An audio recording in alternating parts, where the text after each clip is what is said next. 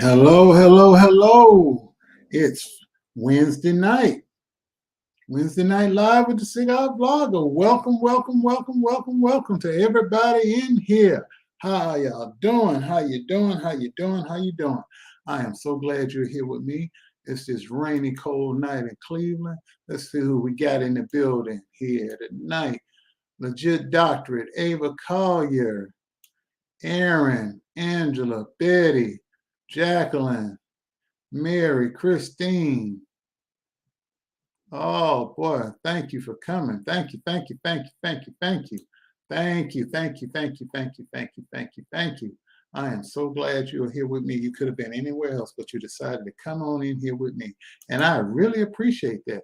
What's going on with y'all? How y'all feeling? How you feeling? How you feeling? Okay, let's get on into it. Yes, indeedy. What's up? How y'all doing? How y'all doing, people? What's going on? Oh, so much to talk about.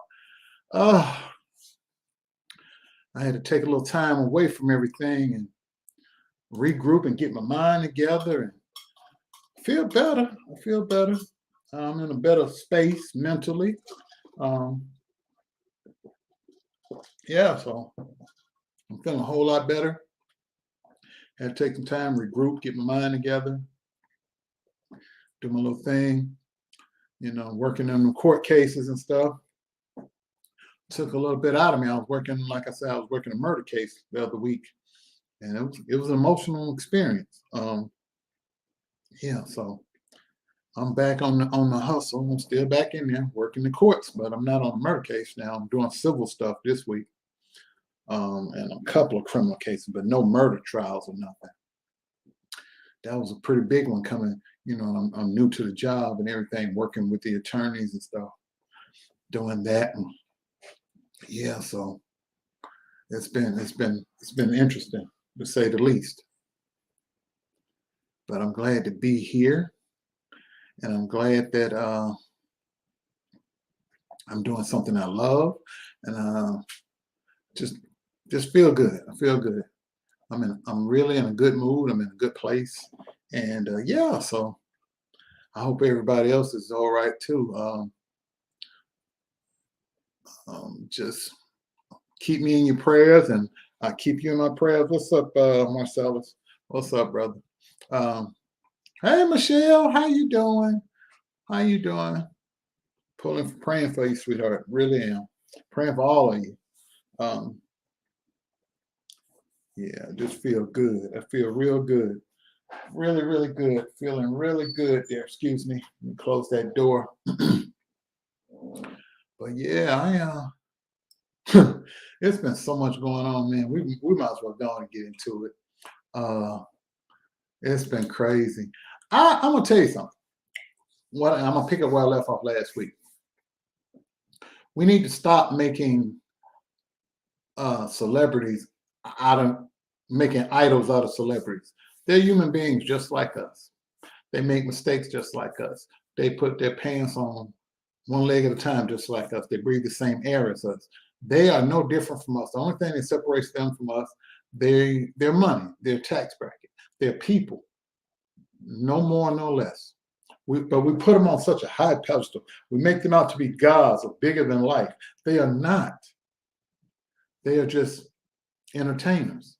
So, but for some reason, regular people, we make entertainers and celebrities and rich people, we make idols out of them. We put them on pedestals. We worship them. We idolize them. And as soon as they do something we don't like, we chop them off at the knees. We vilify them. We criticize them. We make fun of them. We make memes about them. We do all these stuff to them. But while they're on top and doing what we want, oh, they're the greatest thing since sliced bread. But as soon as they mess up, now Will Smith has gone his whole career. When he was a rapper, never cussed on any of his music. He was never cursing. He was never calling women B's and H's. None of that. He did none of that. He went out, he became an actor. He started making movies. All of that, doing well. But he had one situation. One. Now everybody wants to throw him away. He did one thing, and now everybody wants to throw him away. 6 of movies that he was about to work on got canceled or put postponed indefinite. Bad Boys 4 and some other movies he was supposed to do. Now, because of one incident, he didn't murder anybody, he didn't rape anybody. What he did was wrong, but he didn't kill or rape anybody. And now everybody talking about him like a dog and saying how weak he is and all this other stuff. And they're just boom. The man never, you can go back and listen to all his music when he was rapping. He never called women out their names. He never cussed. He never talked about violence or killing anybody or putting guns or smoking dope or doing drugs or selling drugs. None of that stuff. All his music was clean and positive. You could play his music in the house around your parents. All of that. Then he went off into acting, did all of that. But he had one moment of weakness in a public setting, and boom, everybody want to throw him away. Everybody want to throw him away. Think about that. He had one situation. One. And it started off with the entanglement. But all of that culminated into one event. Now everybody want to throw him away. But I always say, I want their money, but I don't want their celebrity. I want to be rich, but I don't want to be famous. You can keep that. But you can give me that. You can give me them millions, though. I'll take that. So we're going to get into it. Slaps and student loans, Tupac, and narcissism. And we already talked about the slap. I'm picking up where I left off with the slap. So what do y'all think? I mean, I know he was wrong. I don't uphold what he did. Now all of a sudden they're coming out, they're saying, well, some people say, well, Chris Rock should have known and da-da-da. Well, even if he did know, it still wasn't a reason to hit him. Then now people are saying that Chris Rock has some kind of behavior disorder that's similar to Asperger's which is a form of autism. They're trying to come up with all these reasons why Chris Rock did what he did. Then they're trying to come up with reasons why Will Smith did what he did and why Will Smith was wrong, why Chris Rock was wrong, why Jada was this and Jada's that. All of these things. At the end of the day, some grown people, my age, in their 50s, two grown men in their 50s, had a disagreement. One thought it was okay to tell a joke about the other man's wife. The other man didn't appreciate it. He stepped up. He did something about it, whether we like it or not, or agree with it or not. It was done. It was two grown men. Hold on. I'm sorry, y'all. Excuse me. Give me a second.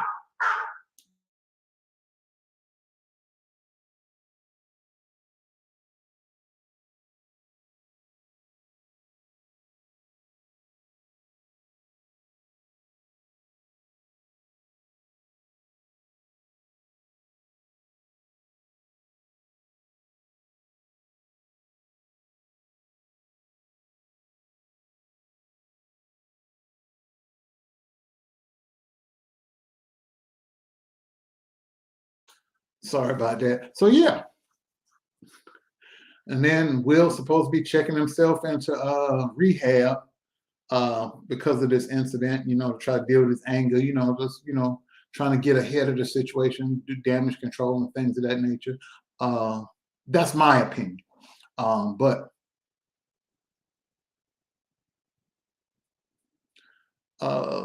it's just, let me see.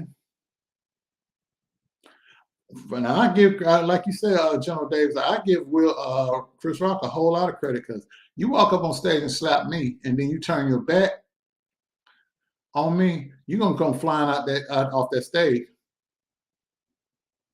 And I'm sick of cancel culture and all this other stuff. I'm really sick of it. I am really, really sick of it. Hey, Uncle Fred. Hello, Kimberly Harper.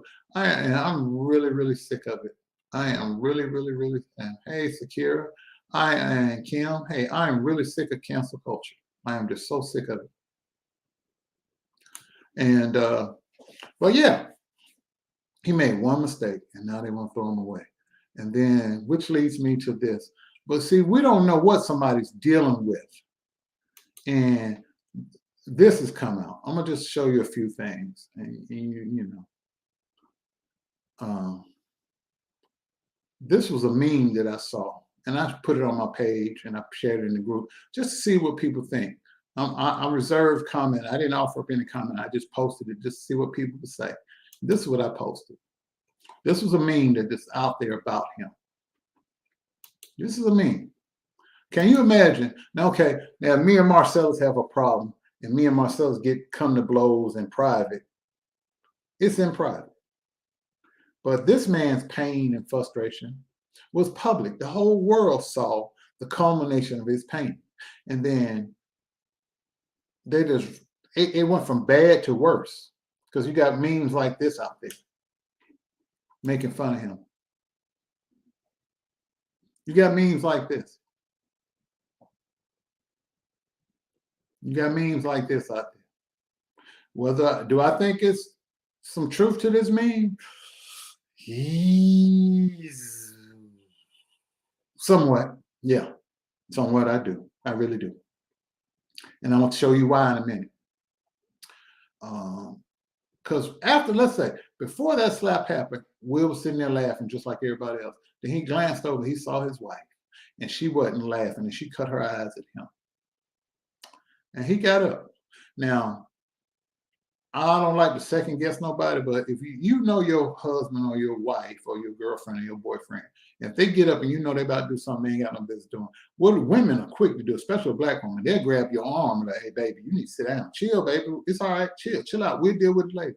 She didn't grab his arm. She didn't try to stop him. She didn't go up behind him to get him before he got up to that stage. She watched him get up and go to that stage. Wasn't no little short distance. He had to walk a long way.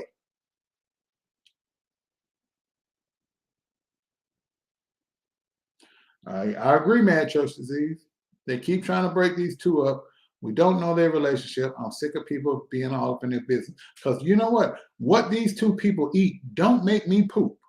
They don't pay my bills for me. They don't do nothing for me. They're people just like me. They just happen to be wealthy people and famous people. And I really don't. How they live their life or don't live their life has no bearing on what I do. Because in the morning, when I get up, I got to go to work. They ain't going to work for me. When them bills hit my mailbox, I got to pay them bills, not them. So they're not a factor in my life. I discuss them because it's a trending topic, but it's a cautionary tale. For those of you who desire to be rich and famous, your life gonna be on Front Street for everybody to offer their commentary. And that's what's going to happen. So just be prepared. If you haven't done so already, please click like and share. Thank you. So anyway, I personally think she never wanted to be married to Will Smith. She felt pressured for some reason. She felt pressured into marrying him. Her heart wasn't in it. She liked him, but she didn't love him. And it shows. That's just my opinion. Opinions like, you know what, everybody got one. But that's just my opinion. She didn't really love this man. She liked him a lot, but she didn't love him because she didn't want to get married in the beginning. She had to almost have her arm twisted into doing it. So, and because of that, you look up, let me see, is this the one? Yeah, she issued a statement. I've been looking around, said she wishes Will Smith didn't slap Chris Rock. I'm not a woman who needs protection. Really? Let's look at that statement.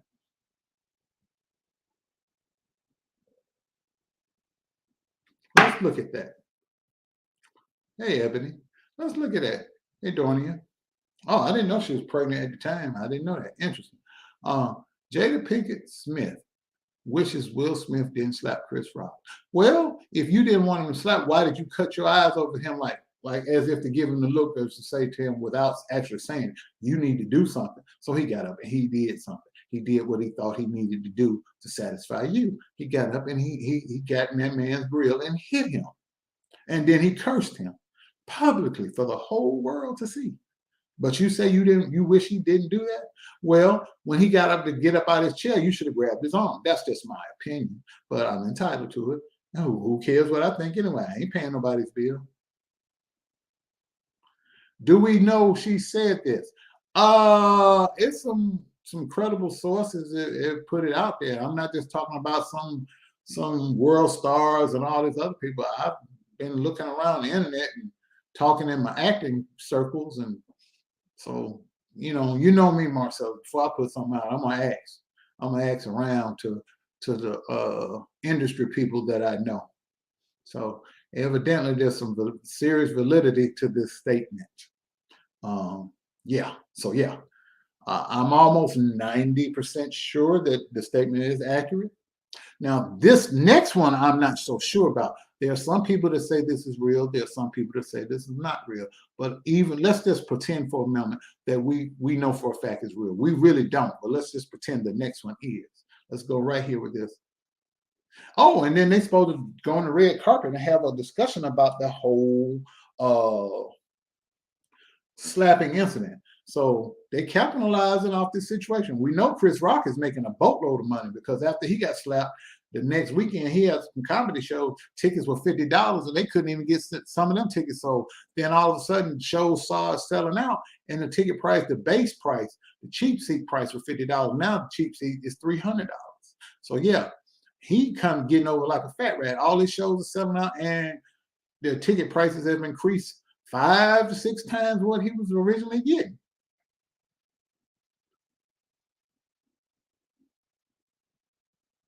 You're right, Marcel. What trauma was he going through to make him think that he needed to do this? I'm glad you said that. And if this next slide that I have is true, this might tell you why. This is Willow. His daughter supposedly wrote this letter when she was 11 years old. She's 23 now, so 12 years ago. Mind you, she wrote this 12 years ago. Tupac has been dead since 1995 because Biggie got killed in 96 and my son was born in 97. So that's how I put them years together. She supposedly wrote this 12 years ago, many years after the man was murdered. Dear Tupac, I know you're alive someplace because people still think Tupac's alive. I think that my mommy really misses you. Can you please come back? Can you come back so mommy and me can be happy? How is Tupac coming back going to make her happy? I wish you were here. I really do. Love, Willow. Now, where would an 11-year-old girl get that kind of thought about a person that she didn't ever meet? And she didn't meet him because he was dead. He died a year before she was born. Yeah, something like that. Let's see, 26. She's 23. That means she was born. No, that means she was born same year as my son. So he had been dead like 4 years, 3.5, 4 years before she was born. So I agree, Mary. Everybody's worried about Will and Jada, but nobody's paying attention to Clarence Thomas and his wife. Clarence Thomas' wife out there doing a whole doggone work, infiltrating with the resurrectionist people, trying to overthrow the government. And her husband, a dang Supreme Court justice. Ain't nobody paying attention to that. Barely getting mentioned in the media. Ain't nobody paying attention to that. What about the people that's getting slaughtered in the Ukraine in the streets by the Russians? Ain't nobody really, well, they talking about that a little bit because there's, some people that look European. So ain't nobody talking about what's going on in Africa, with droughts and hunger and famine and disease. Nobody's talking about that. And flash floods and things of that nature. Nobody's talking about Africa. Nobody's talking about what goes on in places like Haiti. Haiti still ain't recovered from that last earthquake. Ain't nobody talking about that. Puerto Rico was an afterthought with the natural disaster they had, the flooding and all that, and the hurricanes. Nobody's talking about that. But we'll talk about a celebrity and ignore what Clarence Thomas and Clarence Thomas' wife did or tried to do or tried to help to make happen. So, that's something to think about. But let's just say for a quick second that this letter is true. Written by a girl who was talking about a man that was murdered many years before she was even born. Not when she was supposed to have allegedly wrote this letter. I'm talking about the man had been dead. She was born in 1999. So that means the man, or 98, 99, that man got murdered in 95. And then she's supposed to wrote this letter when she was 11, which is 12 years ago. Now, what will put those kind of thoughts in this little girl's head? She had to have been around her house hearing her mama either talk to her about Tupac like that or heard Jada talking to other people about Tupac like that. So Imagine you sitting across the dining room table from your daddy who ain't Tupac and knowing for a fact that your mama is still pining after a man that's been dead since 1995, as if he's her long lost only true love in life. But she had a baby, which is her, by Will Smith. So can you imagine how that might mess your kids up if they know mama really is still grieving over or still in love with another man who's dead and your daddy right there? Can you imagine how that would make Jaden and Willow feel, knowing that how you really truly feel about their daddy, wishing that Tupac was still alive or wishing Tupac was here so that you could be happy when your daddy is right across the table, the one that put the lights on, put a roof over your head, food on in your belly, and clothes on your back. But she don't love him. She worships missing a dead rapper who was at the time of his death was engaged to another woman, Quincy Jones' daughter. So just go figure. And you wonder why these kids is twisted in that house. Think about it. That will make you snap, crackle, and pop too. That'll make you go around shaving your head off and doing weird stuff too, or not sure about what your sexuality is. All of that plays into it. Dysfunction, generational curses go on for it's called generational curses for a reason. That's what you get. That's what you get when you do stuff like that in front of your children. But for the sake of Kim, this is who could solve that problem right now. He could solve all the world's problems, Kim. I know you're still in here.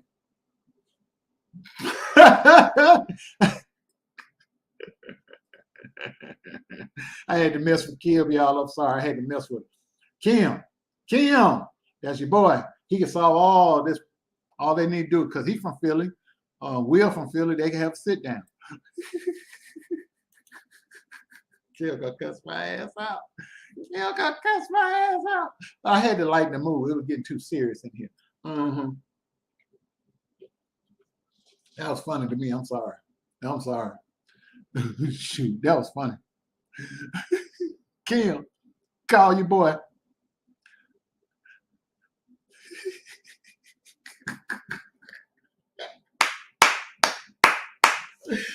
Ah, my God. That was funny. I'm sorry. That was funny. I'm sorry. Hey, look at Jacqueline, LL, Janice, how y'all doing? Dolores Forbes. Well, man, I'm sorry. He can solve all this right now. He can get the Goonie Goons and everybody. They can come on down. I had to mess with you, Kim. Don't cuss me out too bad. I'm sorry. I ain't mean it. I had to mess with you just a little bit. Just a little bit, Kim. I had to cut up just a little bit. Don't get too mad at me. Yeah, so don't get too mad at me. I had to mess with you just a little bit, you know. But yeah,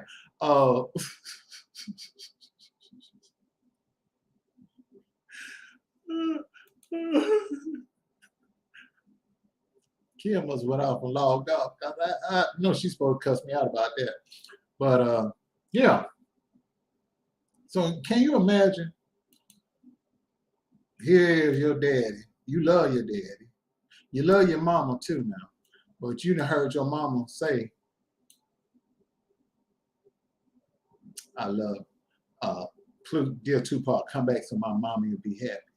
I don't know if this is true or not. I can't verify it, but it's making it that thing with Willow and that letter is making its round. My thing is, where did that letter come from?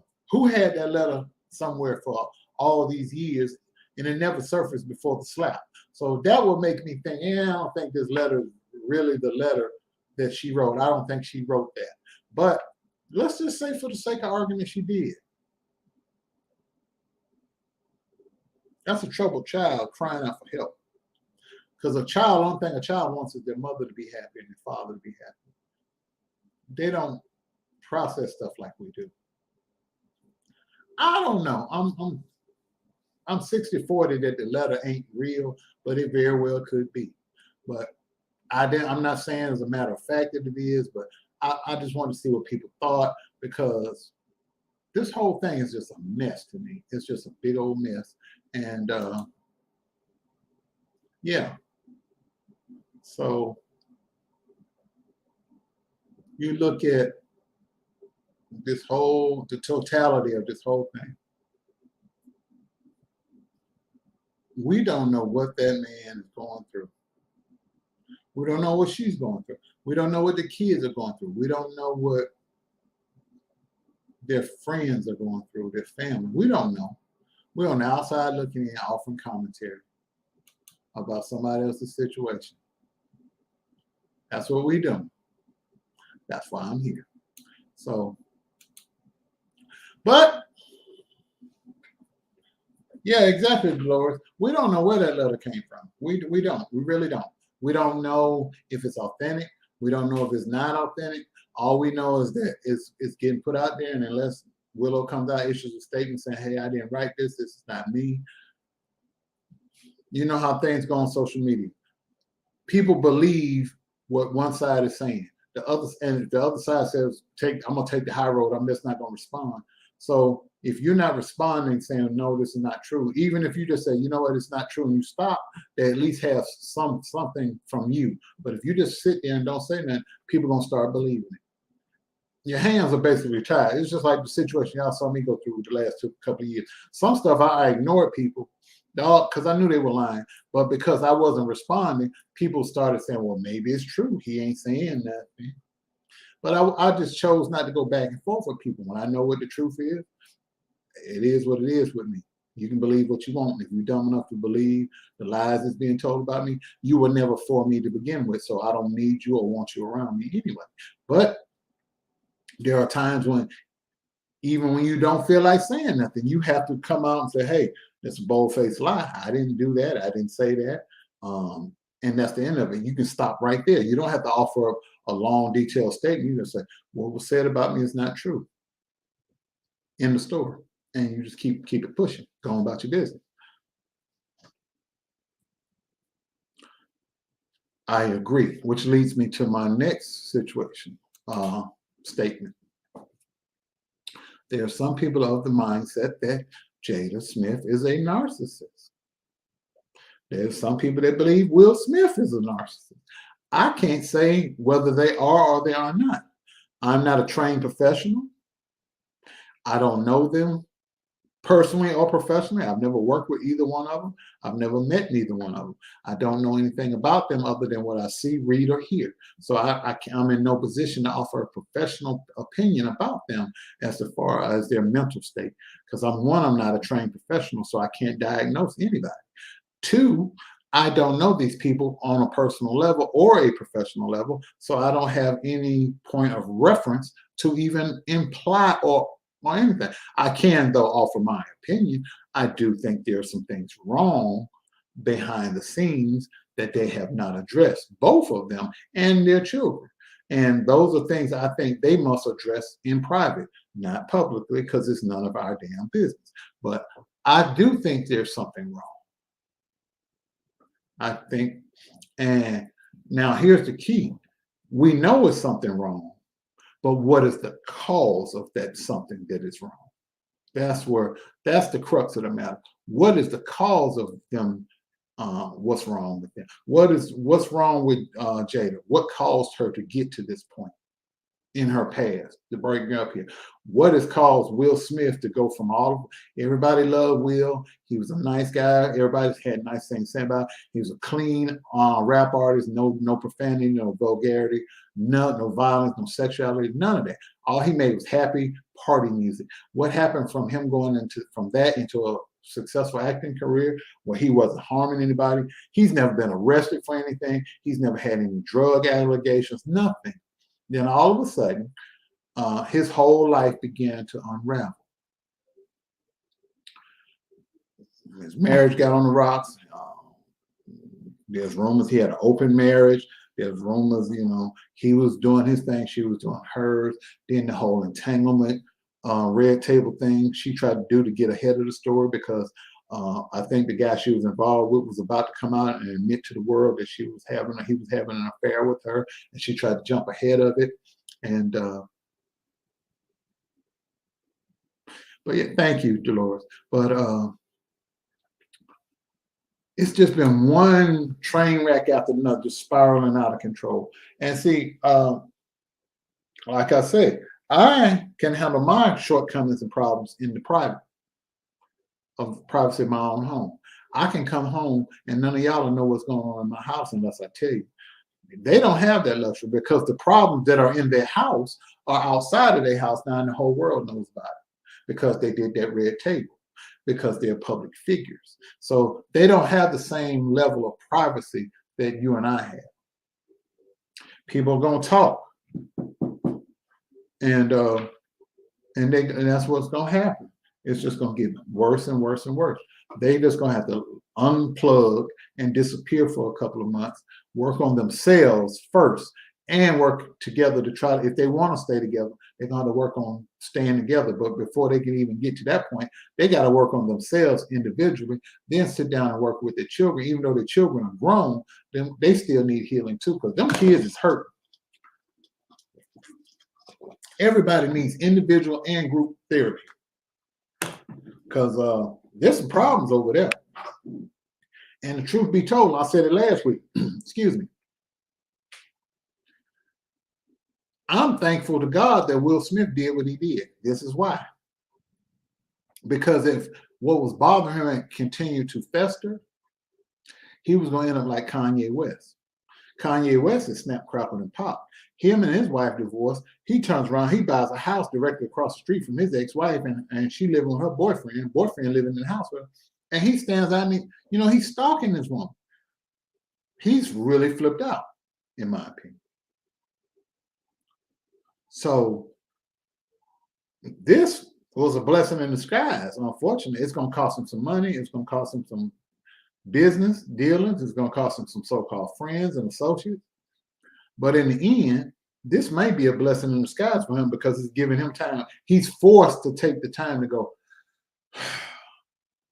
okay, Will, he talk to himself and sit out on a beach somewhere or a swimming pool or in a hot tub on vacation by himself and collect his thoughts, get his head back on right. Yeah, he may go to rehab. He may go to see a therapist. He should have been seeing one anyway, in my opinion. But this situation that came to a head, luckily nobody got killed. Nobody got seriously hurt. Feelings and egos and pride got hurt. And his wallet gonna get a little light. But he can bounce back from this. Chris Rock definitely bounced back from this. He's making a boatload of money right now. But he was a ticking time bomb. And luckily, this situation came before he went and got a gun or a weapon and did something serious to himself or somebody else. Or before he started stalking Jada and him break up, and he's stalking Jada. Or Jada's forced to do something to him to protect herself. I'm glad that this happened and with nobody seriously hurt. So he's able to get the help that he needs now.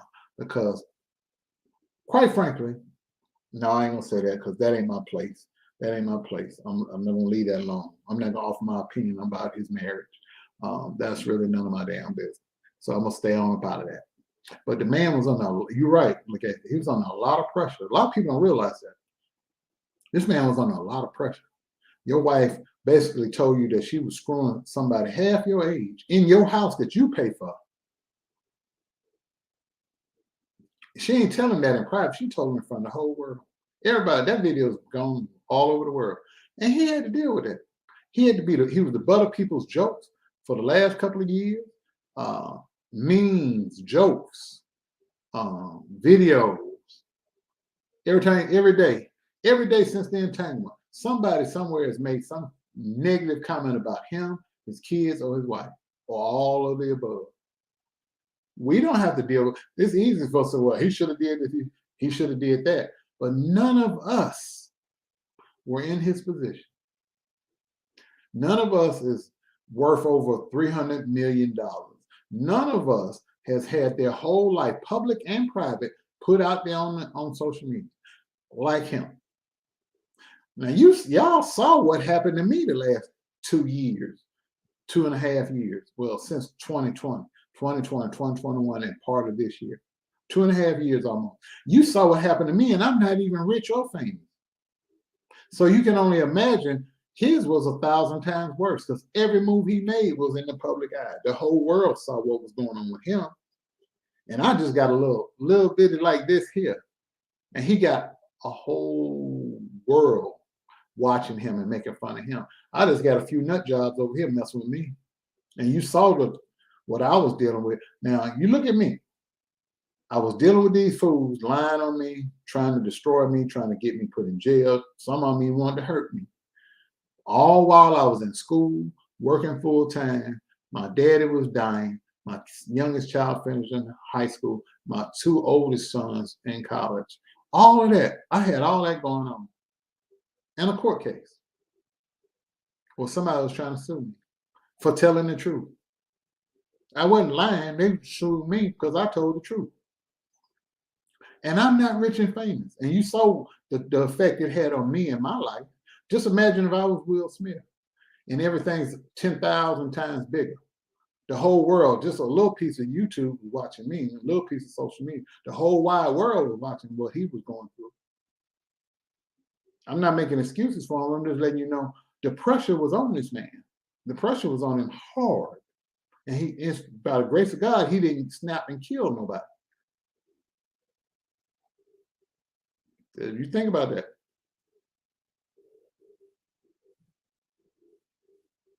And the man cried. Yeah, the man cried on the red table. He was hurt. He was legitimately hurt. And people made fun of him for crying, called him weak, called him all kind of punks and you know what's and this, that, and the other, made memes about him, did all this stuff. Every day since that red carpet interview, somebody somewhere has posted a crying Will Smith meme. He's the brunt of every joke out there. He would go places and people would be pointing fingers, laughing and making fun of him. But he stuck by his wife. He didn't divorce her. He tried to handle things as best he could in private. We don't know what was going on in that house, what she was saying to him in private. They might have been trying to work through it. Then again, she might have, well, he did for me what you couldn't do. You don't know. We don't know.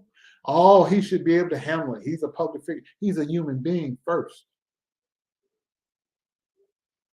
He's a human being first. And you sitting there, you got children with this woman. Then you turn around and screw the friend of your children.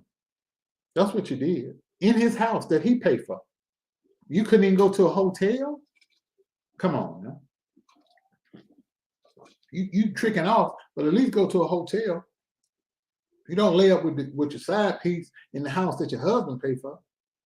Not paying for, paid for. Ain't no house, no, paid for, cash. Boom. And that's what you do. You castrate him in front of the whole world and then wonder why he snapped and slapped Chris Rock. It ain't right, but that I do understand. Lucky he ain't snap and slap her, publicly or privately. Lucky he ain't snap and hurt her, or that young boy that she was sleeping with. We don't know. We just up here speculating. Oh, what he should or shouldn't do. We don't know. Imagine you was in that position. Better yet, don't even imagine being in his. Imagine if you were dealing with what I dealt with the last 2.5 years. Imagine if somebody was suing you for telling the truth. Imagine if you were being sued and you ain't molest nobody. You weren't accused of molesting nobody, raping nobody, murdering nobody. But you got all these people out here lying on you. Church folks at that, mind you. Church folks attacked me for the last 2.5 years. Church folk, religious folk, supposed to be blood-washed Christians. Call me everything but a child of God. They sure did. For 2.5 years straight. Posted my picture of my family on the internet, of my house on the internet, my address. Pulled up fake criminal records of other people named Daryl Moore and said it was me. So that was a drug dealer, a murderer. Ex-pimp, went to jail for pimping. I served time in prison for drug deal. All kind of lies. And I sat there every day. all day. Even while I'm asleep, they are posting lies about me, making thumbnails about me, videos about me, group chats about me, Patreon private posts they thought were private about me. And I'm not rich and famous. You couldn't even handle that. So I know you couldn't handle what Will Smith went through. Imagine if you was in my shoes for the last 2.5 years. Church folks were coming at me. Church folks. I ain't been accused of molesting nobody. I ain't got no police records. I ain't never been arrested for prostitution in a parking lot. I ain't never went to jail for fraud, money laundering. I ain't never went to jail for drugs or carjacking or aggravated robbery. I ain't got no outstanding warrants. I ain't never sold my body to nobody. None of that. But the people that did were the ones that were attacking me, and their friends joined me. But I ain't Will Smith. I ain't rich and I ain't famous. I'm just a regular old dude going to work every day, make some movies every now and then. I got a regular day job. I got kids in college and one on the way. I'm a family man. All my stuff is private. You know, if I get mad or have problems in this house, unless I go outside and tell you myself what's going on in my house, you'll never know. But y'all know everything about them. And then people talk about them like a dog. But at least Will Smith can hang his hat on this. He ain't got no church folks attacking him because church folks is evil. They the meanest sons of bitches I ever met. Dudes in the street ain't never got nothing on no church folks. They show enough low down and hypocritical. So-called church folk. Tore me down, tried to destroy me for telling the truth. And supported evil and vilified me for telling the truth. You think about that. Thank you, D. Durrell. Check your email, brother. Thank you, brother. Check your email, D. Durrell. Check your email, because if them videos don't come up for you, I need to go back in and do something else for you. But I sent those this morning. But yeah, you check that, because everything you need. Because this another brother right here accused him of sexual harassment. The salamander. She think everybody want her. Every man want her. She think every man want her, and she think every woman want to be like her. And accuse this brother of trying to sexually harass her. He got a damn job in the family, own his own business, got his own family, doing good for himself. And she think he gonna throw all that away for some bullshit. Come on now. If a man cheat or a woman cheat, you need to upgrade. They need to either be on par with what you already have or better. He's a fool. And she's actually think this brother right here gonna throw away everything he worked hard for. He actually went to school just like me. Gonna think he gonna throw away his education, his career, his family, all the stuff he worked hard to obtain, dealing with a piece of trash. Come on now.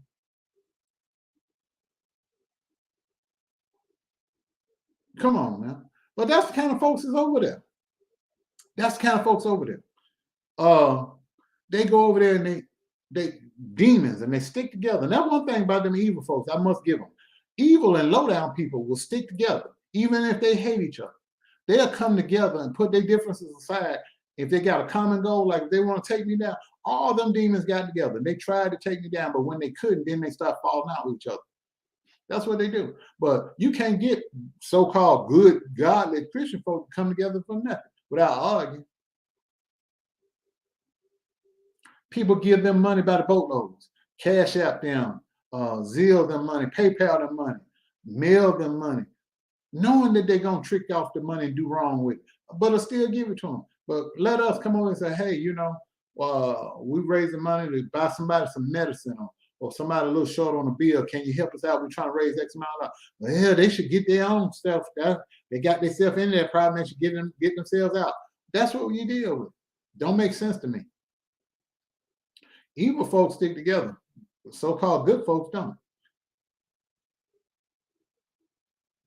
I agree, Cola, but the so-called church folk was the ones out here making thumbnails about me, hashtagging me in their videos, putting up fake police reports and fake documents on me and making fake videos about me and everything they could think of.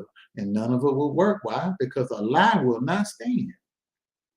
That's why I was able to weather the storm. That's why I'm still here. And them jokers, now they was all together. Now all of a sudden they at each other's throats, making video after video about each other. That's what they do. But you think about it. They rather talk about you than talk to you. People will talk about you, but they won't talk to you. If you think I'm a drug dealer, pimp, or I'm stealing money or whatever, my phone number's always been out there. All you gotta do is call me, text me, email me. You won't do that, but you'll get over in a group chat and you'll talk about me. You'll do a live show and bring my name up. I'm asleep, by the way, while they doing it. 2 or 3 o'clock in the morning, these fools got 5-hour lives, 7-hour lives, going panel discussion. Oh, Daryl Moore did this. Oh, Kim did this. Oh, Marcellus did this. Oh, Roxanne did this. The 18 this, the 18 that. And we sleep. We wake up. Oh, they were talking about you last night. Yeah, they talk about us every night. What else is new? Oh, well, they said this. I'm like, okay. Thank you. Right back to sleep. Okay, thank you. Right back to work. Because I know, and people that really know me, I can put my hand on a fingerprint machine and pass any criminal background check. I can pee in a cup, pass any drug test. I can get any job anywhere. I can pass their screening. These people that are doing all this talking, they can't pass no background check. Some of them can't pass drug tests. Some of them can't pass neither. Some of them got open court cases and warrants. But the Cigar vlogger, still standing. D. Darrell, still standing, still making money. I hear accusing people of all the stuff they accuse him of. Fools out there on rooftops stalking his business, stalking and standing by his car, and all that. But in a little while, soon them judges do this here. YouTube and social media is gonna be a peaceful place again. How y'all doing? I ain't ignoring y'all. It's just a lot of y'all in here now. But please click like and share if you haven't done so.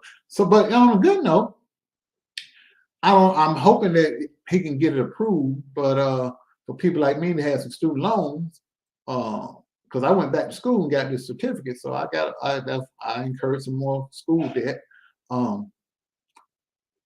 Biden is supposed to delay us having to pay these student loans back until probably September. Or really, he wants to delay it for the end of the year, or if it's under $10,000 that year, he wants the debt to just be wiped out. All of those options work for me, but if he wipe that $10,000 out, I ain't got to pay nothing back. I went to school for free. That works for me. If he gonna say that, I'll be happy. Then there's a little rumor around the water cooler that y'all might be getting a $300 stimulus check for gas. So I'm guessing gonna send gas cards in the mail. I don't know how that gonna work. Yeah, so I guess everybody gonna get $300 if they approve it. They still ain't approved that 4th stimulus check, so I wouldn't hold my breath on that. But I'm really, really hoping that he can somehow move mightily with that student loan debt. And if you got student loan debt under $10,000, that he'll just wipe it all the way out. I'll walk away happy, happy, happy, happy. You hear me? I'll be a happy camper if he walks that through Congress and they approve that right there. Oh, shoot. I can't even put into words how happy I'll be not having to pay no student loan back. If he said, "Oh, Daryl, your student loan, since it's under $10,000, we're just gonna wipe it clean like it never happened." Praise God. Praise God. He can keep his little $300 gas check. I'll be good. Then I ain't gotta shoot. That's how you make America great again. Wipe them student loans out so we can go and work and keep more of our money in our pockets. and put it back into the economy versus having to pay bills so much. So you alleviate bills, we got more disposable income. More disposable income means we're able to put our money back into the economy. That means we're going out more, we're shopping more, we're taking trips. So everybody benefits from the more money each citizen has. Each citizen is able to spend more cash. So that means mom and pop businesses make money. Travel industry, they make money. Hotel industry make money. Grocery stores gonna get money. Gas stations gonna get money. Even Walmart and the stores, more online shopping. Everybody benefits. Yeah, Janice. So, oh, sure thing, Marcellus. I got you, brother. Hold on. Yeah. Yeah. Oh, yeah. Okay, Marcellus. Come on up, brother. Well, yeah. So I am please, y'all. Y'all just say a prayer. Even if y'all ain't got no student loan, just pray for your brother because he only dropped that doggone student loan thing down. Anybody, even if your loans is old, if you just think about it, if you got $10,000 of student loans left to pay, say you went to college 10, 15 years ago, and you down to that last $10,000, $15,000, and they tell you, well, you ain't got to pay it. You done. You done paid off the rest, but that's $10,000 that now can come back into your pocket for yourself and for your family. That would help everybody. That's what we need to be focused about, not Will and Jada. For those of us who've gone to college, junior college, trade school, or any kind of program where you had to pay some tuition and you had to get some financial aid, and if he comes up and he does that, they are rip. Think about it. You're a nurse. Everybody knows how expensive nursing school is. Or you went to school, you're a doctor, law school, nursing school, any kind of school. And you had to pay some money, you had to take out some loans, some student loans to go there. And he says 10,000 of it's gone. Your last 10,000, you didn't pay everything else off. Don't even worry about this other 10,000. It's gone. Or if your loans was under 10,000 and you like, darn man, I don't feel like paying anything. You ain't got to pay it. Go about your business. Just go to work. That's a big help. Because that's 10,000 more dollars you got to put in your bank account to do other things with. You can take that $10,000 if you don't have a house. Now you can go get your money. Or if you got children or grandchildren, you might want to send your grandkids to school. Say, baby, don't worry about that student loan. Grandma and granddaddy got this little money for you. Boom, here you go. And you can put that money in the bank. Or if you're a grandparent, you got small children, they still in middle school or whatever. So when they come on, you put it in an interest-bearing account. And by the time they get ready for college, that money, that $10,000 that you didn't have to pay back has grown. So you can say, you can go to your children and say, well, this is for my grandbabies right here. Don't send them to school. I sent it in the group, Marcellus. I put it right here in the chat. What I'm gonna do, Marcellus? Go over to Facebook. I'm gonna put it over there. You click on it, and then you just come on up, brother. But yeah, so shoot, that's a blessing. Somebody dropped 10 grand on me like that. Oh, I hope they get that straight. Oh, y'all see me doing a tap dance around here. They mess around and give me 10 grand. Shoot. Drop 10 grand on me like that. Oh, Lord, I'm sending up my timber, Jesus. Please, Father God. Please, Father. Oh, Father, please. Please, God. Please, oh, please, God. I'm talking now. I'm speaking it into existence, God. Please. Oh, God. Please, if you listening, Jesus. Please, Lord. I've just had a hollering. I'd be so grateful unto the Lord if I could get that kind of money in my life. What's up, man? What's up, respective angle? How them classes coming, brother? It'll be worth it. I promise you, it'll be worth it when you finish, brother. It'll be worth it. But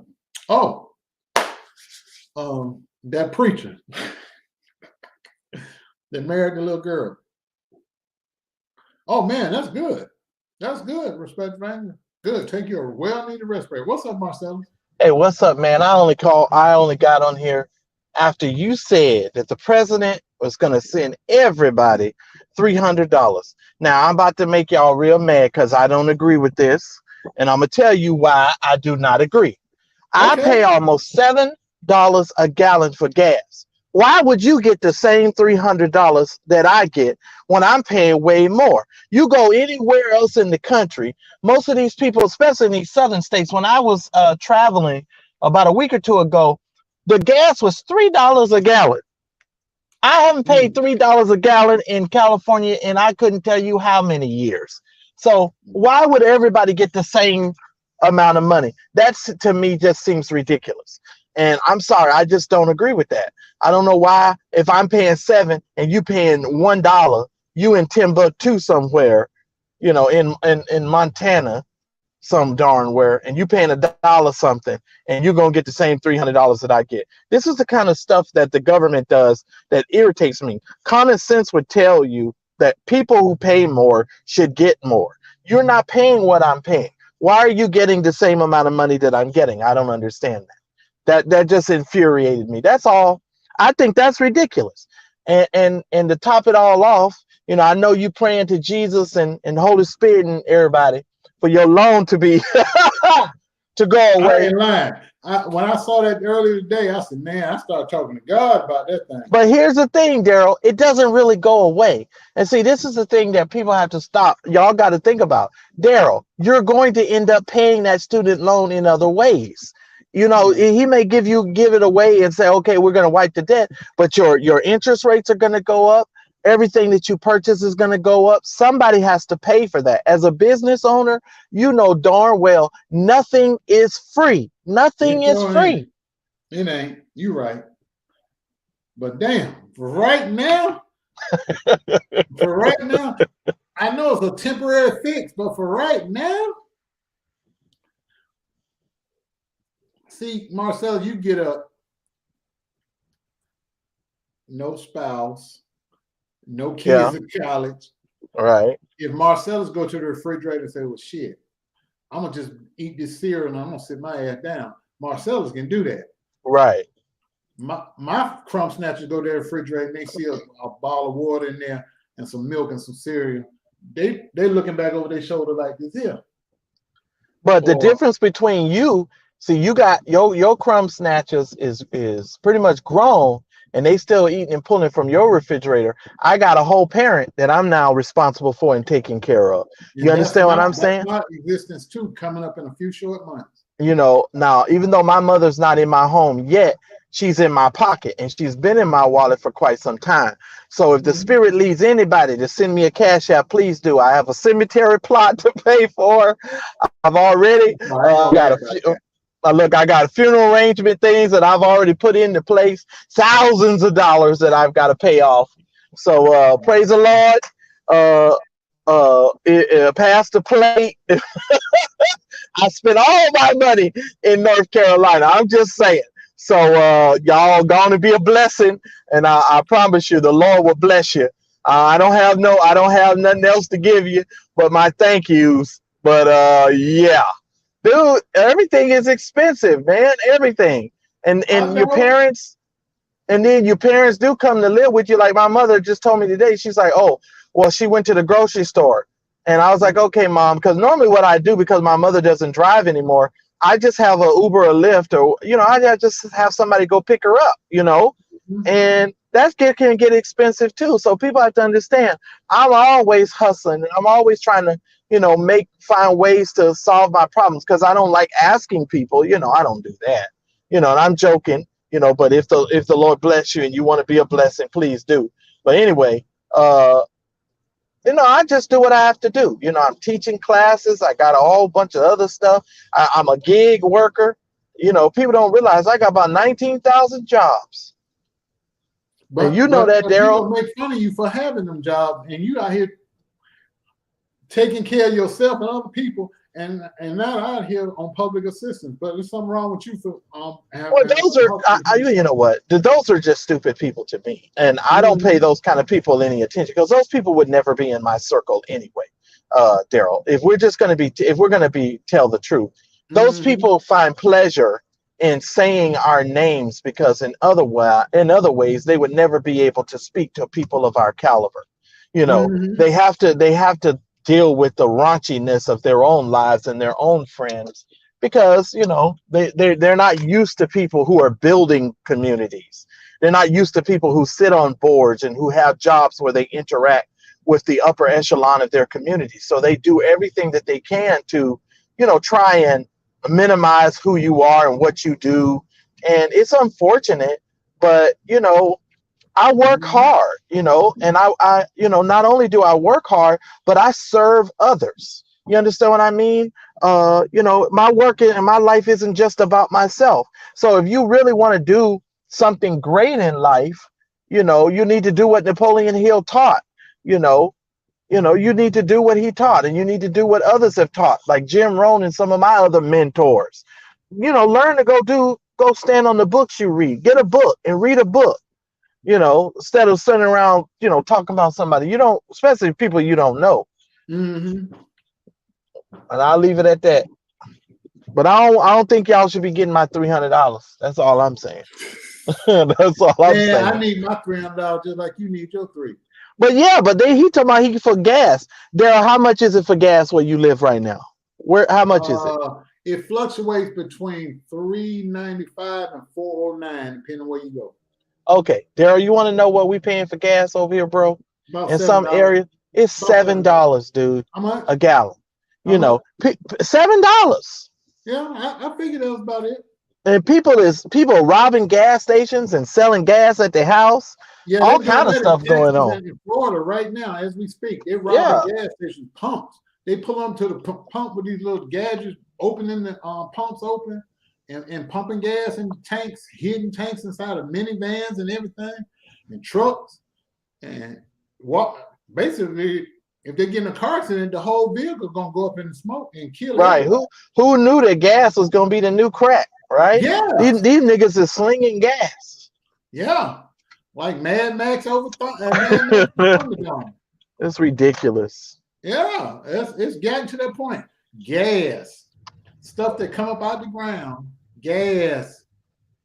I might have to go and get me an electric car, but I can't afford them batteries, man. Them batteries on them hybrids and no, it depends because some of them have gone down. They're not as expensive as they were before. Bro, I can't see myself paying no $2,000 for no battery. Oh yeah, you got to. It's about $2,500.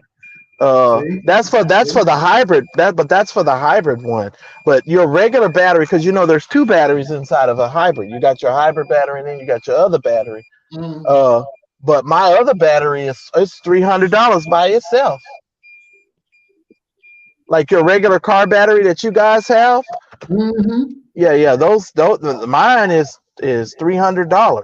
Man, when that man told me that and I went to go replace my battery last year, dude, I was going to store after store trying to find me, like I was looking for somebody who sold food stamps. Like, you sure you ain't got this battery cheaper? Even in Costco? No, brother, I couldn't even find it. Costco didn't even have a workaround. I was devastated. You can only get the battery from the dealer. And it was $300 for that one battery, for the regular car battery. I think you guys normally pay like $150 or something for your batteries in your car, maybe $200. If you're gonna get a decent battery, you're gonna drop about $179, $169. Maybe okay. Yeah. And some of them are even $229. Yeah, mine's $300. I'm just saying. And O'Reilly's, yeah. Yeah, I'm talking $300 over here. So. Yeah, but so you gotta realize when you say you paying $7 a gallon, you paying California prices, and because you live in Southern California, you're right there at Hollywood, so they figure anybody live in this area can afford this stuff. But also, and it's not fair, but that's just the way it is. Just like living in New York, for people that smoke cigarettes, there were places in Manhattan that was back in 2000, between 2011 and 2014, a pack of Newport cigarettes was running $12 to $15. Well, if you live in Manhattan, I hope that you can pay that price for some cigarettes, or you That's what otherwise they need to were get a new charging. habit. That's what they was charging. And I said, there's no way. And I was smoking cigars and I wasn't paying no $15, 20, $15 and $20 a pack. And I was smoking cigars. It was No, but crazy. It's yeah, crazy. yeah, but that's something else. It's expensive. Or I'm wherever gonna you give you an go, it example. costs money. Now, when you go into LA, how much are you paying for parking? Oh shoot, it depends on where you going. Because some parking could be $30, $40. It depends on the Yeah, event. So you're right. it could be really expensive, and it depends. And don't, God forbid, if you're doing valet parking. Oh yeah. Yeah, you really in high cotton then. So see, that's my point. See, which makes no sense to me though. New York and LA, the two largest cities, and gas is higher in those two places. Well, gas is high in California, but the cost of living is even higher in those places, and there's more people, so they got more revenue. But then you think about it, because there's more people, public service is going to cost more because you got to fix more roads, and there's more sewage and sanitation and Mhm. all the public services that you need is more of it because there's more people. So they got to Right. put that expense off on somebody. So they put it on the groceries and the gas, and stuff that they know you need, The food. DMV car renewals, all of those types of things. All of those types of things are very, very expensive. And that's another reason why, when it comes right down to the brass tacks of it, as you get older, you'd be like, do I really want to pay all these property taxes? I should just be able to move on, sell everything I have and move on and get something cheaper. How And much I'd is be in a bigger house. I'd probably be in a mansion if I lived somewhere else. how much is a property tax on average, you would say, in Southern California? Oh shit! It depends on your home, but you're paying about $2,000 or $3,000, Well, that's actually not that expensive. and it depends on your zip code. That's all I'm gonna say. It could be more than that. That's not too expensive because, uh, shoot, you pay that much here in most parts of Cleveland in the area. Yeah, But see, property taxes so high, like over in Michigan, Illinois, they allow you to, or in New Jersey. I know for a fact because my frat brother had properties in New Jersey. They let you pay your property tax in installments. You can pay every 6 months. You pay a part of it until you pay it off because right, it's too much to try to pay at one time. He was paying on one of his properties. He was paying like $10,000, and that was for a property he had in Newark, New Jersey. right. But it So I can just, only imagine like down to where Chris Rock and Mary J. Blige oh and all yeah, those yeah, people yeah. live on the That's shore. that's on a whole nother level. Yeah. Whole nother level. Now, but what y'all have to understand too is we pay over 50% in gas tax. We're taxed up to wazoo. Our tax is over 8.25%. It's over that. Plus, we spend about 63 cents out of every dollar goes to our tax for gas. Mm-hmm. So, I mean, we're doing a lot. You know, we're doing a lot. So people have to understand we're taxed up the wazoo. That's why over 2,000 people a day move out of California. Over 2,000 people a day move out. But here's a kicker. About 1,500 move in. So every Mm-hmm. day there's 2,000 people that leave, and then there's another 1,500 that come in. So Mm-hmm. it's like balancing itself out all the time. But sooner or later, people gonna realize that California, it is the land of opportunity, and you do get a lot of good opportunities. But it's like, come on, you all. Like, we're paying a lot for simple stuff. When you go back east in the east and you see how people are living, first of all, I don't want to live in some of these areas and neighborhoods. I would just be totally depressed. I'm just saying, if I had to live in some of these places, Daryl, I'd be depressed. It's like getting into a time machine and going back in time. I'm expecting, Michael J. Fox to come out here with Marty or somebody and say Back to the Future, because I'm serious, dude. It's like, it's not good. It's really not good going some of these places. But The yeah, only place I can honestly say I would not want to live, and because every time I visit it, it just depresses me. Indianapolis, Indiana. Mm. State of Indiana, period. But especially Indianapolis, I was really disappointed. Every time I visited, it was just like, ain't nothing to do, ain't nowhere to go, ain't nothing to see. It's Right. just there. Well, you Um, know, I look at it like this too, Daryl. I don't want to live anywhere in the country, in the world, where everything is closed on Sunday. I love the Lord. God knows I do. But I don't want to live nowhere where everything is closed on Sunday. And you go, the liquor stores is closed. Everything just closed on Sunday. Now it's bad enough we can't get a Chick-fil-A sandwich on a Sunday. But you go in places you can't get you can't even get nothing on a Sunday. No, thank you. No, thank bro, you. I think that's part of the reason he's so successful because he stands. Well, the original founder of the company, he stood on his beliefs. You know, Right. And I Jazzy can't speak Carrot, for you're the right. direct. I can't Go speak ahead. for the huh. No, go ahead. I said I can't speak for the direction that the company is now because his children have taken over. But while he was alive, I had the pleasure of seeing him and listen to him speak. And he was actually at New Birth when he was talking. Well, you And know, I have mad respect for people who stand on their conviction, because I'm a man who does the same thing. That's why I'm not willing to let some of these people get away with what they thought they're going to get away with. mhm. You know, but it's like you have to really stay focused, but understand in time that, you know, if it's a product that people can live without on a Sunday, yes. But I mean, for all the stores and stuff to be closed, a lot of times it's frustrating. That's all I'm saying. You know, and we're gonna really have to wean ourselves off a lot of these uh, big corporations who want to ship us packages same day and next day, because we don't realize what, you know, people are having to go through to get those packages to you the next day and all that kind of stuff. So, you know, we got to make some changes in this country. It's too far, Jazzy Carrot. Yeah, that's 5 6 hours drive, about 4 5 hour drive, and a lot of people do it. But you know what? They're supposed to be building a train from where I live to Vegas. They got Oh, approved for I it. know where you're gonna be if they build it. Oh my God! Oh my God! I'm gonna meet Christine at the darn train station because I know Christine gonna find a way to get here, and I'm gonna meet her at the train station, and we gonna bullet ourselves right to Vegas. Hey, but see, y'all will be catching up. In the Northeast, there's a train. The Northeast Corridor train, it goes from DC all the way up into Boston and Connecticut. You can all the cities up the corridor. You can go from DC, Baltimore, Philadelphia, parts of New Jersey, New York, and all up to Boston and Connecticut. You go all the way to the train, all the way, all those cities are connected by the train. And because there are people that live in Philadelphia that ride the train to New York every day, work in New York, and then they go home.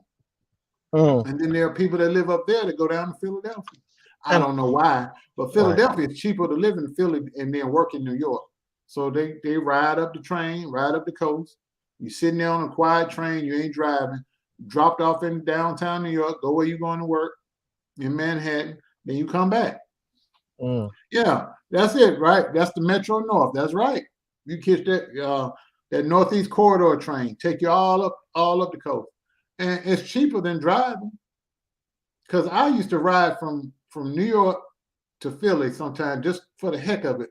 I want a Philly cheesesteak. I want a real Philly cheesesteak. Get on the train on Saturday morning, ride down. Round trip was $22. It might be probably about 30 or 40 now. I don't know. But it was $22 round trip. Wow. I used to be able to ride from Newark to Atlantic City on the New Jersey Transit bus, public transit bus, for $7 each way. Drop you off right in front of the casinos in Atlantic City. Well, I used to ride the bus, but the last time I rode a bus, I got a bacterial infection, so I try to stay away from them darn buses. Oh, Lord. No, I did, dude. I got a bacterial infection. The whole left side of my face swelled up and my eye closed. I said, never darn again will I be getting on the bus. People be doing too much stuff on these buses. Oh, Lord. I'm for real, dude. I got a bacterial infection. And I said, never again. But what's the odds of me getting on the bus and getting a bacterial infection? You must have been on a Skid Row bus. Oh my God, dude. People be doing all kind of stuff in LA. I bet you if some of y'all lived in LA and got on the bus and you saw what would be going on the bus, you'd get right off the bus. I guarantee Oh, it. you definitely ain't never rode a bus in New York City or the train. No, I rode the train. Where'd you go? Oh, Daryl, that was years ago. I don't even remember. Shoot. Catch that train you want going up to the Bronx. You get a special surprise. Mm-hmm. Anything going out up to the Bronx. Oh, God in heaven.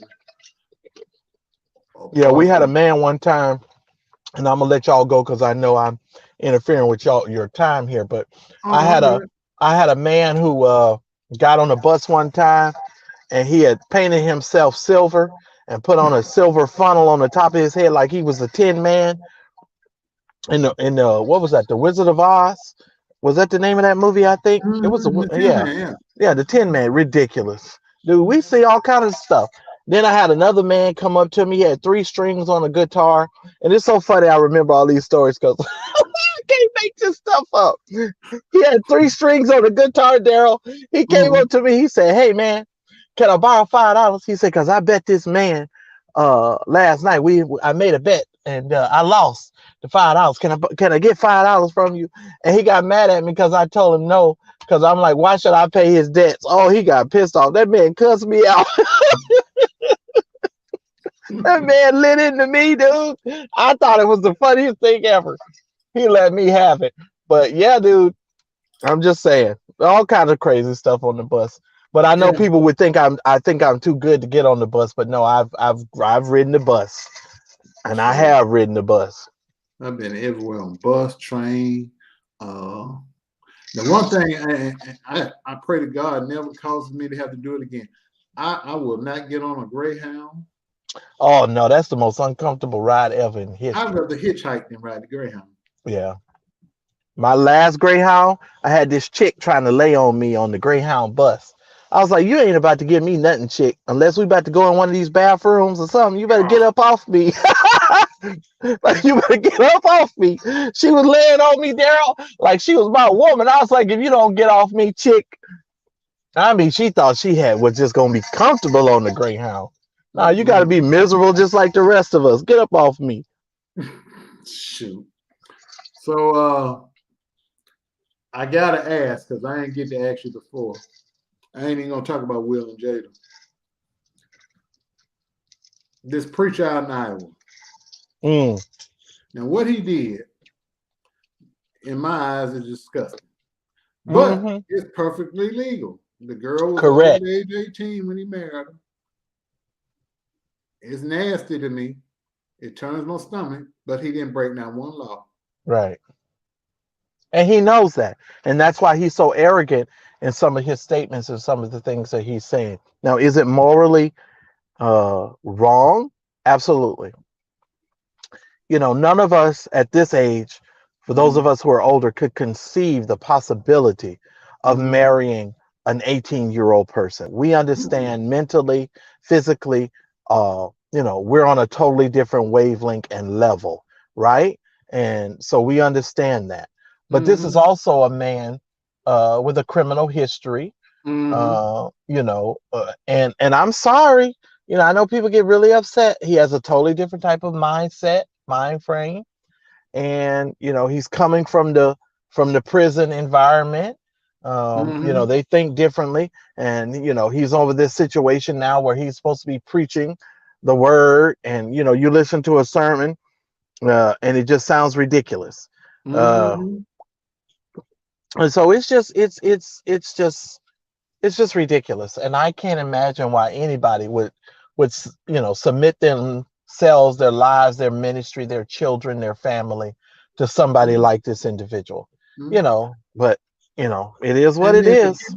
the people that's supposed to be going out there to quote unquote confront him, some interesting cat is it Senegal or other Oh Lord, you know what? I'm gonna put a post in my buy me a coffee that his wife did, and I didn't have a chance to do it today.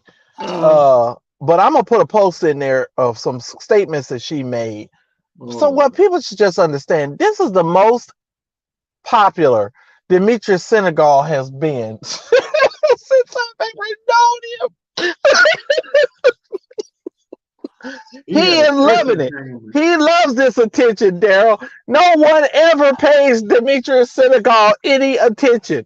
And he is finding his little niche here trying to go after this preacher. So this is the most popular he's ever been. And I'm just laughing because if y'all knew what an arrogant, narcissistic jerk Demetrius Senegal is, y'all wouldn't even be listening to him. Y'all be like, oh man, we need to come and see about you. Sure. Well, he had the church version of the entanglement. So, well, yeah, but I mean, that's why he's really doing this. He's hurt. He's angry. And, this is therapeutic for him then. Oh, absolutely. Because what he going out there for a rally for in Iowa? What you going to do in Iowa? You going to sit around and look at each other and eat at IHOP and Denny's at the Waffle House? What y'all going to do? Because you can't do nothing. No, seriously, you can't do nothing to this preacher and this girl. What you going to do, show up at his church? Because he's the kind of man, based on his past and his history, he might shoot you. You might show up in there and be laid out. They'll have church service in the morning and your funeral at night. You know what I'm saying? It's ridiculous. I don't see the point. You know, I understand everybody talking about it, but what's the point? You know, what are you doing? Unless the news and the other people get involved and other preachers around the country start questioning this brother and really shame him for what he's doing. You know what I'm saying? There ain't nothing that's gonna be done. He gonna keep boinking this girl until he die on top of her. That's what he gonna do. They say he already got her pregnant. So of course, that's what I'm saying. He gonna be like The Color Purple. Way die him on top of me with that. I'm just saying. This is some sick stuff, man. But Daryl, you need to do a show. We need to talk about. But see what people are not really taking in consideration with Will Smith. What's making Will Smith go crazy? The first thing that I start thinking about is what Dave Chappelle said a long time ago. Mm-hmm. When these celebrities start cracking up, it should start making you think what's going on. This is not Will Smith's personality. Anybody who knows Will, it's totally out of character for him. Right. That's my whole point. I've been following Will Smith on YouTube when he first got his YouTube channel. Will don't even make videos to go out, talk about people or current events. None of that. Will don't do none of that. He talks about funny stuff. He makes unique little videos. He's just an all-around good guy. And to see him walk up and slap Chris Rock, that was out of character.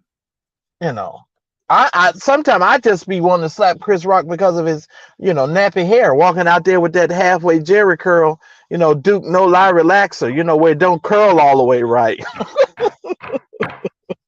His hair don't be curled all the way right. Like, man, can you please get a pick or a comb or something? Because your Duke no lie relaxer is not working. I'm just saying, you and Luther Vandross got that weird hair where it just don't curl all the way up. I'm just saying. But anyway. Please let Luther rest in peace. Oh man, but we'll get hate mail. You talk about Luther. Luther did. You can't talk about right. But here's the thing too. When it comes to Jada and Will, this whole situation I think is blown out of proportion. I think somebody in Hollywood wants to ruin Will at this point. Yeah. Will is a box office smash. Every movie he just about comes out with is very successful. He makes millions of dollars. He is a machine all by himself. And somebody is tired of the success of Will Smith, and they're just like, we're going to do whatever we can to ruin this guy. And they do it to a lot of black men in Hollywood. We just don't talk about it. Mm-hmm. And so it is what it is. But we need to be talking about the mental health of black men in this country, because there are a lot of black men right now that are just cracking all the way up. The way up. Yeah, there's a lot of things going on. And I don't even consider it to be. And, the other dynamic to that, too, is when we talk about toxic masculinity, where, all of these brothers feel like they have to prove themselves and you ain't no punk. Let me explain something to you. A mature man grows and understands that he don't have anything to prove to anyone or another man. I figured that Mhm. out when I was in the 7th grade, Daryl. I was in the 7th grade when I made a decision that I wasn't gonna be knocking niggas over the head and getting into fights and stuff just to prove that I wasn't no punk. You feel me? You Yes, know, sir. that's why when you get people on the internet calling you names and putting out all kind of stupid stuff on the internet, that stuff don't move me because I made decisions about who my life or who I was gonna be when I was in the 7th grade. So you should have gotten me before I got to the 7th grade, maybe when I was in the 6th grade, because when I got into the 7th grade, I knew what kind of man I wanted to be. And Mhm. I was like, oh no, you're not gonna have me out here beating up people, and you're not gonna have me having a whole bunch of babies to prove nothing either. Because it's either one end of the spectrum or the other. And see, this is why this kind of conversation has to be had by men. Because Mhm. on one hand, you beat niggas up over the head trying to prove that you ain't no punk, or you having a whole bunch of sex with a whole bunch of broads, having a whole bunch of babies, and now you got to pay all this child support just to prove that you're the man or that you ain't no punk or whatever. I know a Yeah. lot of men who get young men who have babies just to prove to people that they're quote unquote a real man. That's not what a real man is. Honestly, the reason why you should have so much respect for Daryl is because Daryl has his children. Daryl's boys live with him. A real man is able to provide for his children, but he raises good, decent citizens for the world. You understand what I'm saying? He raises men that can go out in the world and assimilate and be able to achieve and far achieve beyond what that man has done in his life. These dudes out here, these little dudes out here, you know, they ain't never accomplished nothing. They ain't never did nothing. But because you got a baby, you think that makes you a man. Yep. No, dogs have litters. Cats have, litters. And all these animals have litters. Dude, that Mhm. doesn't impress me. What impresses me is a man who's taking care of his children, who's raising his children. Just because you give something your last name does not necessarily mean that you're taking care of it. See, and this That's this is the true. myth. This is the myth. This is That's the true. myth. Just because you give somebody your last name does not make you a father. I don't Nope. give a damn what nobody tells you. Listen to me carefully. That ain't what Mhm. makes you no father because you gave somebody your last name. And that is not what makes you carry on a family name or family lineage.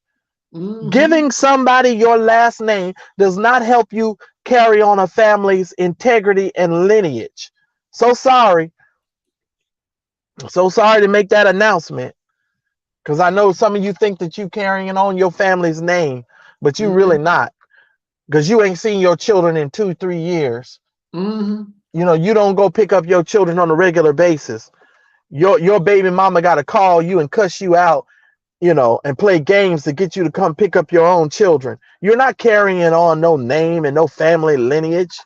You should actually be quite ashamed of yourselves. That's just me. And I'm sorry to go on this rant, but Daryl, No, this you know, needs to we'll, be said. we'll have this conversation at another time because I really feel like we do need to have this conversation. What does it mean to be a man? You know, I don't know. Man, I made some decisions when I was a child that I'm seeing grown men Mhm. still toiling and dealing with issues that's affecting them in their everyday lives now that they should have made some decisions about when they were children. And Mhm. you're suffering the consequences of poor decisions and a lack of accountability because you refuse to hold yourself to a certain type of standard and hold Yeah. yourself accountable. I'm sorry. Mhm. Forget your baby mama. It's not about your baby mama. It's about your child, but that's a whole nother matter. And we'll talk about that another time because I'll Yeah. go, I can talk about that for 50,000 years. Because I was looking, what Lola said. Everybody out here making fun of Russell Wilson with Sierra. Which is He crazy. and it's crazy. He stepped up. He stepped up. They talking about stepdad. Yeah, he a stepdad. He stepped up. Let me tell you why I feel like this is, if I can go here for just a minute. I don't want to get too deep off into this because I'm going to make a lot of people mad. I really don't believe this is about Russell Wilson. I think it's more or less about Sierra. And here's why I'm saying that. A lot of men and women know what type of life she led before she got with this dude. and she became a very wealthy woman because she's with this dude, right? Mm-hmm. And a lot of people are picking on him and making fun of him, trying to get at her because Mm-hmm. they want to put a wedge and a separation between them. And I kind of feel like the same thing has been happening to Will Smith and Jada Pinkett for so long that it created such distance and a chasm in between their relationship that it's still wreaking havoc to this day. Mm-hmm. You know, because they couldn't get to Will, so they kept going through Will by Jada. That's why you got a whole bunch of stupid Negroes out here talking about, oh, your wife is punking you, and your wife is doing this, and your wife got you doing this and doing this. Nigga, every man that's with a woman got a woman making him do something he don't want to do. Mm-hmm. You tell me any nigga that's got a woman in his life, you gonna do some shit you don't want to do. Or go some places you don't want to go. Exactly. Shoot. So, I mean, what are you talking about? You know, what you're doing is you're trying to make him seem like he's weak. And so he's doing this over the top bull jive to prove that he's a man. So he's smacking niggas at an Oscar show and he's doing all kind of stupid stuff, you know, because he's trying to prove himself. And this is the kind of stuff that most men and most men have not been able to mentally make, you know, come to grips with and make some defining things in their lives and settle some things in their mind and in their heart that they should have settled when they were in childhood. This is what makes Jamal Bryant spread his seed all over the place. No, seriously, this is what makes preachers, you know, but this is what makes preachers behave the way that they behave, because they haven't settled these things when they were younger and haven't made decisions about things when they were younger. So when you get a little piece of money, it just exacerbates who you really are, you know. And now you just a hoe with a whole lot of money. Mm-hmm. You know. I mean, people try to come, and again, church folk put a wedge between Devin Franklin and Megan Good. Now she out here dating some rapper. Well, here's the thing. The cookie cutter life for some people are not cut out for it. But see, this is why you have to have balance, and you have to have really a really good balance. Right. Because I can love the Lord and still want to see my wife in a blouse that has her titties lifted up right where the Lord wants them to belong. You understand what I'm saying? You understand what I'm saying? I can still love the Lord and be a man of God and want to see my wife in a beautiful gown, you know, where she's showing me a little bit of leg action and thigh action. You understand what I'm saying? These people are off balance, Daryl. And what it does is it creates resentment in people. Now Megan is out here resenting church folk, and she don't want to be bothered with church folk because she don't have no balance.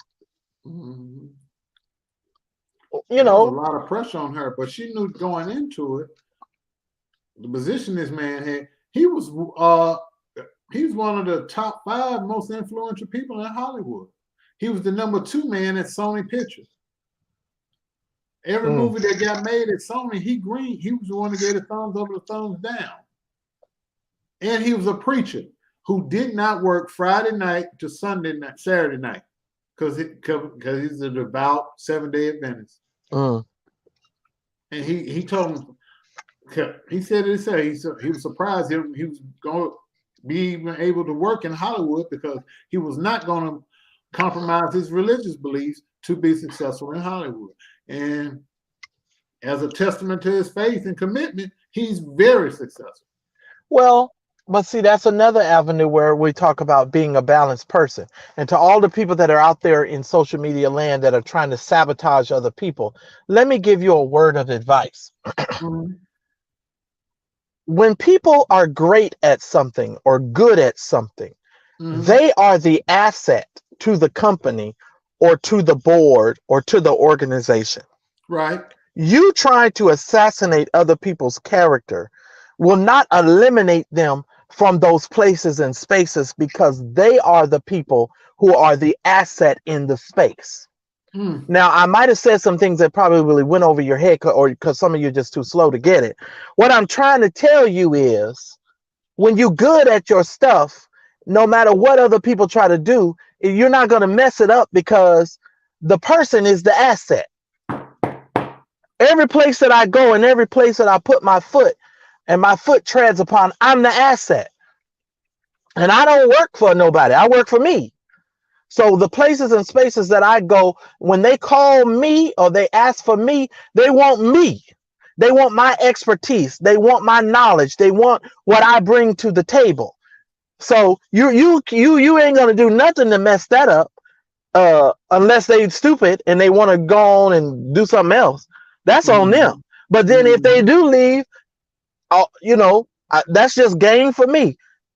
Because all you're going to do is make my price increase. There you go. My price is going to go up. I'm not going to compromise my worth to satisfy somebody else. Absolutely.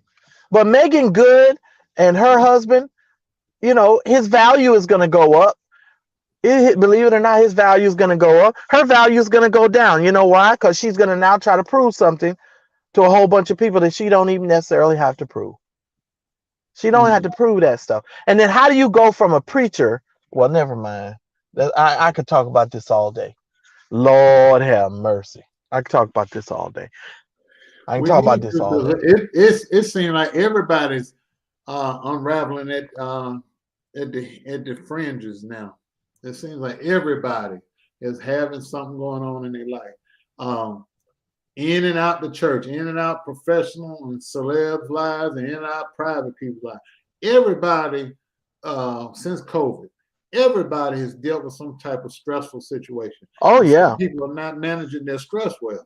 Including me. Now, if you'd have called me last week or week before last, you'd have been like, this is a different Marcellus. Right, because you was under it. Yeah, I mean, I was dealing with a lot. But I have friends, I have people around me that encourage me, that pray for me. Right. You know what I'm saying? That those are things that are necessary. But because I know whose I am and I have balance in my life, there you go. You understand what I'm saying? I'm not trying to prove myself. See, everybody out here in this world today, Lord have mercy, Daryl, I didn't come on here to preach, but everybody's too busy trying to prove themselves. Yeah. You understand what I'm saying? You're trying to prove who you are, whatever. Let me explain something. I'm telling y'all, in the 7th grade, I made a decision. I said, you know what? I am the only Marcellus that will ever be on the earth. Now, it might sound rude. It might sound narcissistic. It might sound high-minded or haughty, but I am convinced. This is the confidence that we have in him. I have confidence in who I am and what God has instilled in me. So I don't have to go around proving nothing. And y'all know me, Daryl. Now, I'm quick to send you on your way. Especially if you somebody that thinking you going to hurt me or do something to me. I'm like, I'm over it. I'm over it quick. You going bye-bye. And for those of you that are doubting what he said, go watch the Salamander cuss out video. Right? I get rid of you so daggone fast. I'll be like, goodbye, because I know what I bring to the table. If you can't bring honesty, integrity, if you can't come with the truth, if you can't really be who you're supposed to be, we're gonna get rid of you sooner or later. Because that's the nature and the core of who we are. We're not out here trying to prove anything to anybody. I had to prove nothing to nobody. I did that in the 7th grade. I know that's right. I'm over it. I ain't hitting nobody in the face. I'm not following nobody. I ain't chasing nobody. Because I'll kill you with a pen and a piece of paper faster than I ever would my fist. I promise you that. I will ether you with a pen and a piece of paper. Hurt your spirit. And what gets me, they try to hurt you with a lie, and you can kill them with the truth. And they think they're doing something. You're not doing anything to me. You're not doing anything to me. I'm not up at night. I'm not pacing the floor at night. Because here's the thing. What y'all don't have a crisis in trust. Y'all have a crisis in truth. Number one, y'all don't trust each other and you don't tell the truth. So when you don't trust the people around you and you can't tell the truth, then guess what? You're doomed anyway. Sooner or later, you're going to self-destruct anyway. Yes. And I told folks a long time ago, Daryl, at the end of all of that mess, we were still gonna be over here. We still gonna be blessed. We still gonna be prosperous. We still gonna be building. We still got stuff that we working on. You know, we're still gonna do it. And now we just move in silence. We ain't gonna tell you nothing. It's just gonna hit you in the face, bam. And then all you're gonna have to do is say, "Wow, they really did that." Yes, we did. Yes, we did. And the only thing you're gonna be able to say, take that down. I'm just saying. Okay. So it is what it is. And I wish everybody well. You go do you.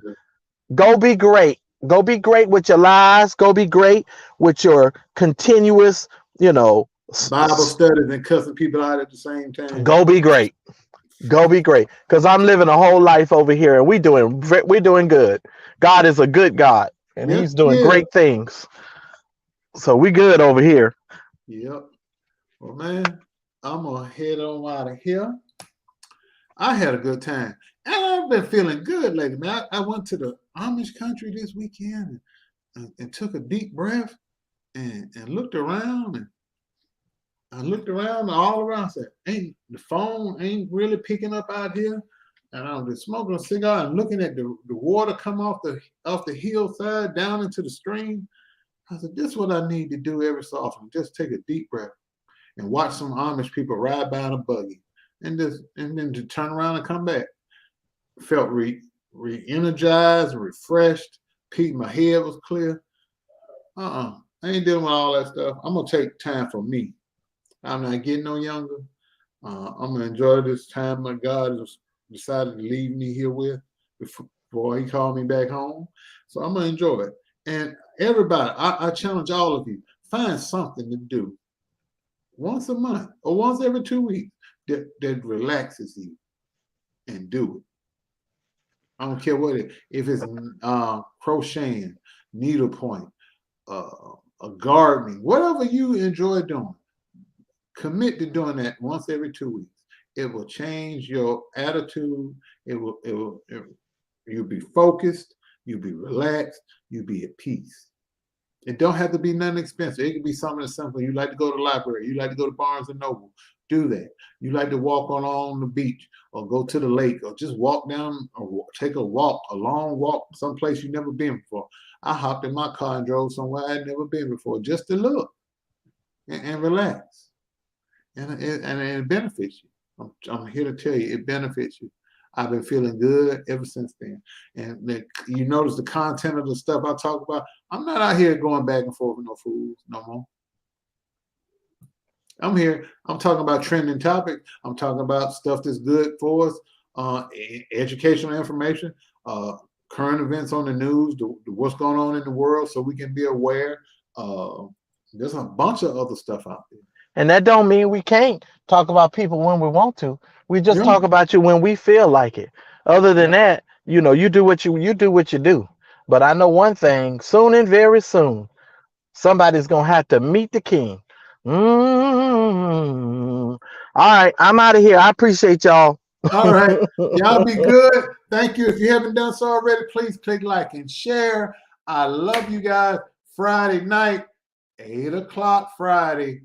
With the 18 trending topics, get your snacks and your drinks. Ain't no telling what we're going to talk about. You know we're going to cut up. We know we'll be acting foolish. So, everybody, I love you. And you know what we're doing down here. Offline. We dealing with them jokers. Offline. So, he handling all the money. And probably get him to give you an update Friday. Offline, and I love you. This over here, my cash app is for my film projects. That's what I'm doing.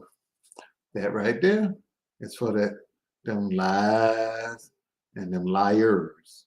And I'll see you Friday. Y'all be good now. And if you haven't done so already, please subscribe to my channel. Please like and share the video. I love you. And Kim.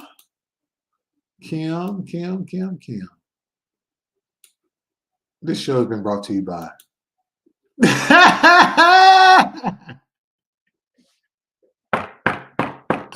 Kim gonna cuss me out. Kim gonna cuss me out. I'm out here, y'all. Bye, y'all.